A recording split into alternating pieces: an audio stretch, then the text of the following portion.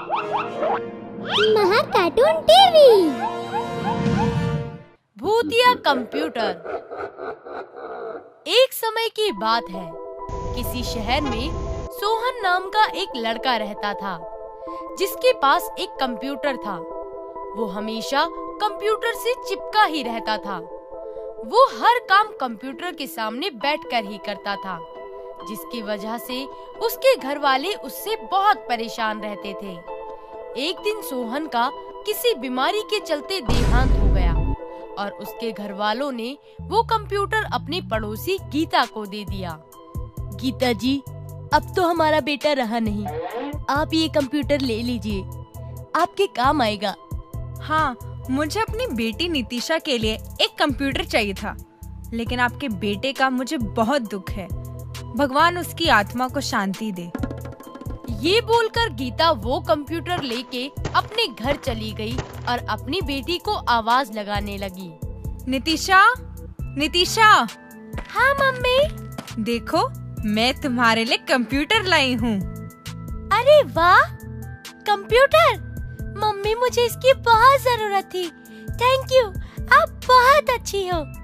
इस तरह वो कंप्यूटर कई दिनों तक नितिशा के पास रहा, लेकिन अचानक नितिशा की भी रहस्यमयी तरीके से मौत हो गई और उसकी माँ ने वो कंप्यूटर किसी कंपनी में दे दिया। कंपनी का मालिक सुभाष गीता के घर आया और उससे बोला, मुझे आपकी बेटी के जाने का बहुत दुख है। अब तो यही सोचकर सब्र कर रखा है कि जो भी हुआ, जैसा भी हुआ, सब ऊपर वाले की ही मर्जी थी। गीता की बात सुनकर सुभाष वो कंप्यूटर लेके अपने ऑफिस चला गया और वहाँ जाकर अपने टेबल पर उस कंप्यूटर को रख दिया। अब उस कंप्यूटर पर कोई भी एम्प्लॉय काम करता तो कुछ ही दिन बाद उसकी मौत हो जाती। सुभाष ये बात समझ नहीं पा रहा था कि आखिर इस कंप्यूटर पर काम करने वाले एम्प्लॉय ही क्यों मरते थे। एक दिन उसने अपने ऑफिस के सभी लोगों को बुलाया और बोला, You know, I'm feeling so worried. मुझे एक बात की बहुत चिंता सता रही है, इसीलिए मैंने तुम सभी को यहाँ बुलाया है। क्या हुआ सर? क्या परेशानी है आपको? You know what? बाहर जो कंप्यूटर रखा है, उस कंप्यूटर पर हमारा जो भी एम्प्लॉय काम करता है, थोड़े दिन बाद उसकी मौत हो जाती है। मुझे कुछ समझ नहीं आ रहा कि ये हो क्या रहा है। सुभाष की बात सुनकर सभी लोग सोच में पड़ गए। तभी ऑफिस में काम कर रहा बुजुर्ग चौकीदार महेश बोला, सर जी, छोटा मुंह बड़ी बात है। अगर आप बुरा ना मानो तो एक बात कहूँ आपसे। या ऑफ कोर्स, बताइए महेश जी, बोलिए क्या कहना चाहते हैं। मेरी एक दूर की बहन है जो कि एक तांत्रिक है। वो यहाँ देखकर सब कुछ बता देगी।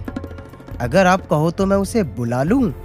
राइट महेश जी, आप उन्हें कल ही बुला लीजिए। सुभाष की बात सुनकर महेश ने अपनी बहन को बुला लिया और उसने जैसे ही ऑफिस के अंदर पैर रखा तो उसे बिजली का झटका सा लगा और वो अंदर नहीं जा पाई। इस ऑफिस में जरूर किसी भयानक भूत का साया है जो हमें अंदर नहीं आने दे रहा। हमें इसके लिए कुछ करना ही पड़ेगा। उस महिला तांत्रिक ने कुछ मंत्र पढ़कर ऑफिस में कदम रखा तो इस बार वो आसानी से अंदर चली गई। पूरा ऑफिस अच्छी तरह से देखने के बाद उसकी नजर उस कंप्यूटर पर ठहर गई। उस कंप्यूटर को देखकर वो तांत्रिक चिल्लाकर बोली, अनर्थ, घोर अनर्थ! क्या मुसीबत ले आए हो तुम? इस कंप्यूटर पर एक भयानक भूत का साया है। तांत्रिक की बात सुनकर सुभाष चौंक गया और उसने इस समस्या से बाहर निकलने का समाधान पूछा। क्या हुआ? आप ऐसे क्यों बोल रही हो? साफ साफ बताओ। तो सुनो, तुम लोग जो ये कंप्यूटर लेके आए हो ना, ये कंप्यूटर नहीं, मौत का पिटारा है। आज तक जितनी भी मौतें हुई है वो इस भूतिया कंप्यूटर की वजह से हुई है। क्या कहा आपने? भूतिया कंप्यूटर? कोई कंप्यूटर भला भूतिया कैसे हो सकता है? इस कंप्यूटर पर जो भी काम करता है, इसका मालिक उसे मार देता है और उसे भी अपनी तरह भूत बना देता है। इस तरह से इस कंप्यूटर के आसपास कई सारे भूत रहते हैं। अब हम क्या करेंगे? हम कैसे इन भूतों को भगाएंगे? सुभाष के ऐसा कहते ही उस महिला तांत्रिक ने मंत्र पढ़ने शुरू कर दिए। उसके मंत्रों के प्रभाव से कई सारे भूत प्रकट हो गए और उन सभी भूतों का सरदार सोहन था। तभी सोहन के भूत ने कहा, कौन हो तुम और हमें क्यों परेशान कर रही हो? चली जाओ यहाँ से।